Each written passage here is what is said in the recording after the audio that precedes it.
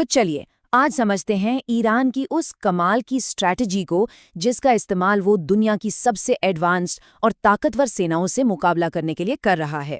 यकीन मानिए ये कहानी सोचने पर मजबूर कर देगी। तो सवाल यही उठता है कि एक ऐसा देश जिस पर इतने सारे प्रतिबंध लगे हुए हैं, वो अमेरिका और इजराइल जैसी मिलिट्री सुपर पावर्स को चुनौती दे कैसे सकता है। मतलब ये तो बिल्कुल डेविड और गोलियात वाली कहानी लगती है। बस फर्क इतना है कि इस बार गुलेल की जगह बैलिस्टिक मिसाइलें और एडवांस ड्रोन्स हैं।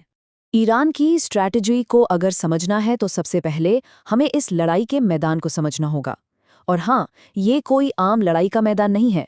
यहाँ पर नियम कायदे बिल्कुल अलग हैं। अब देखिए, अमेरिका और इजराइल के पास दुनिया के सबसे एडवांस्ड रडार सिस्टम्स हैं। मतलब ऐसे सिस्टम जो हजारों किलोमीटर दूर से ही खतरे को सूंघ लेते हैं।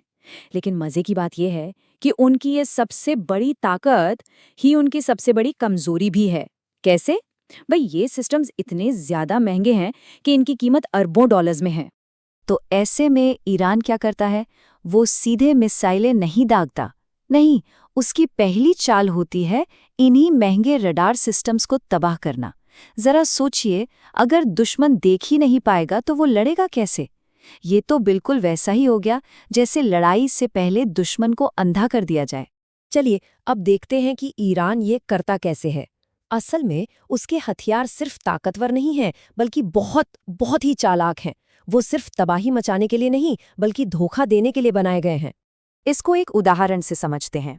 मान लीजिए कोई ऑपरेटर एक $multi-million मिसाइल सिस्टम के सामने बैठा है। अचानक रडार पर एक हाई वैल्यू टारगेट दिखाई देता है, दुश्मन का एक फाइटर जेट। लेकिन असली खेल तो अब शुरू होता है। वो टारगेट असल में कोई फाइटर जेट था ही नहीं, वो तो बस रनवे पर बनी एक पेंटिंग थी। सोचिए, 1 करोड़ों की मिसाइल एक मामूली सी पेंटिंग पर बर्बाद हो गई।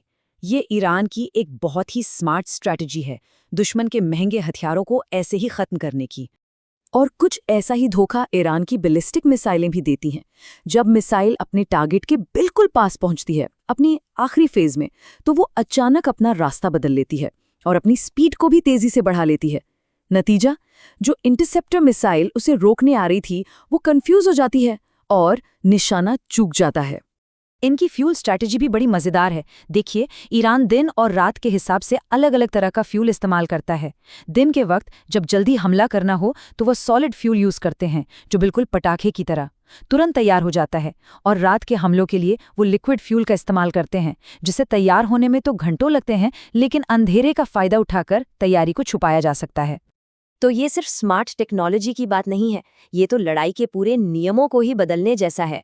साफ है कि ईरान पारंपरिक युद्ध के नियमों से खेलने में बिल्कुल भी इंटरेस्टेड नहीं है।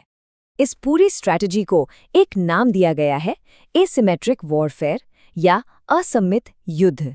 इसका मतलब बहुत सीधा सा है। जब एक कमजोर ताकत एक बहुत मजबूत दुश्मन की कमजोरियों का फायदा उठाने के लिए अनकन्वेंशनल यानी कि लीक से हटकर तरीके अपनाती है, जैसे कि उनकी मच्छर ब्रिगेड। ये 15,000 से ज्यादा छोटी छोटी तेज रफ्तार वाली बोट्स का झुंड है जो बड़े बड़े जहाज़ों को घेर लेती हैं। या फिर उनकी मिनी सबमरीन्स जो होर्मुज जैसे उथले चट्टानी पानी में छिप जाती हैं, जहां बड़े वॉरशिप्स जा ही नहीं सकते।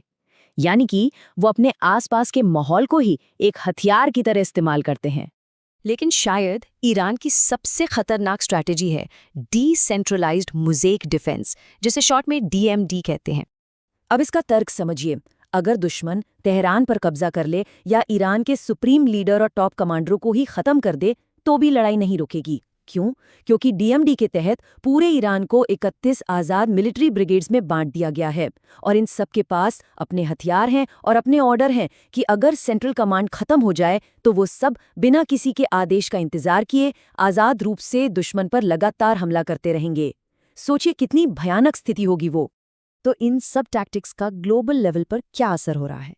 देखिए, ये लड़ाई सिर्फ जंग के मैदान तक ही सीमित नहीं है। इसका सीधा असर पूरी दुनिया की इकोनॉमिक्स और जियोपॉलिटिक्स पर पड़ रहा है। इसकी इकोनॉमिक्स को समझिए। अमेरिका की सिर्फ एक पैट्रियट इंटरसेप्टर मिसाइल जो किसी ड्रोन या मिसाइल को हवा में मार गिराती है, उसकी कीमत $2 से $4 मिलियन तक होती है, यानी करोड़ों रुपए। और दूसरी तरफ एक ईरानी ड्रोन की कीमत कितनी होती है?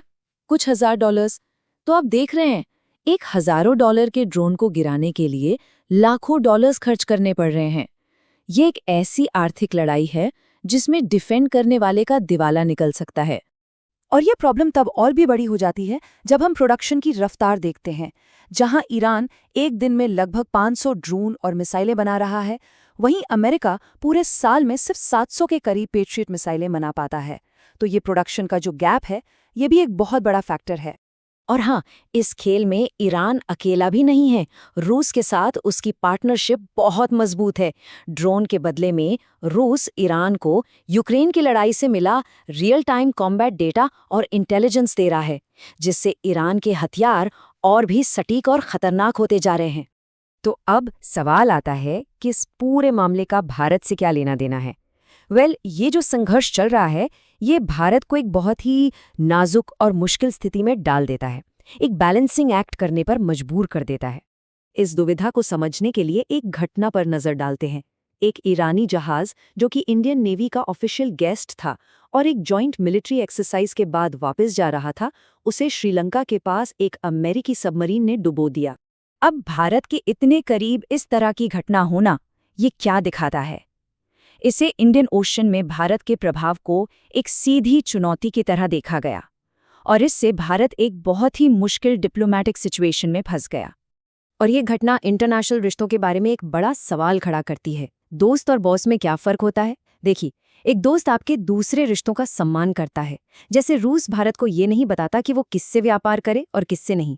वहीं एक बॉस आप पर हुक्म चलाता है। जैसे अमेरिका ये मांग करता है कि भारत ईरान या रूस से तेल न खरीदे। तो आखिर में ये पूरी कहानी हमें एक बहुत बड़े और गहरे सवाल के साथ छोड़ जाती है कि आज की इस बदलती हुई दुनिया में, जहां गठबंधन और दुश्मनियां लगातार बदल रही हैं, क्या किसी भी देश के लिए अपनी आज़ादी और सुरक्षा को बनाए रखने का एकमात्र रास्ता सच्ची आत्मनिर्भरता ही है?